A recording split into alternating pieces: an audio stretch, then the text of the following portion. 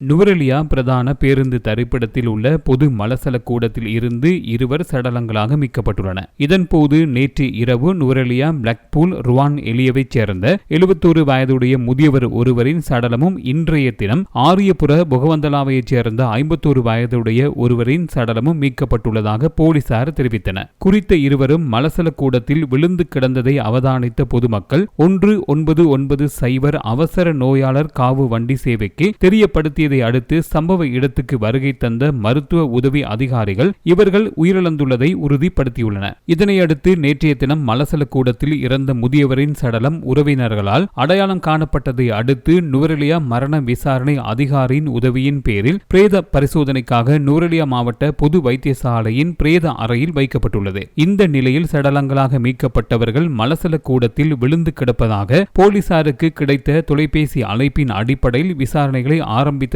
போலீசார் தெரிவித்தனர். மேலும் சம்பவம் தொடர்பாக மேலதிக விசாரணைகளை நுவரெலியா போலீசார் மேற்கொண்டு வருகின்றனர்.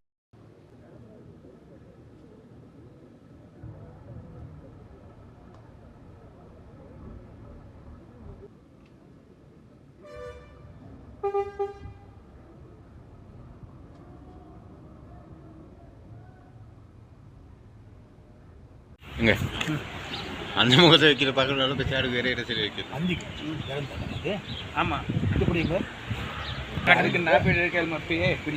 வேலை செய்ய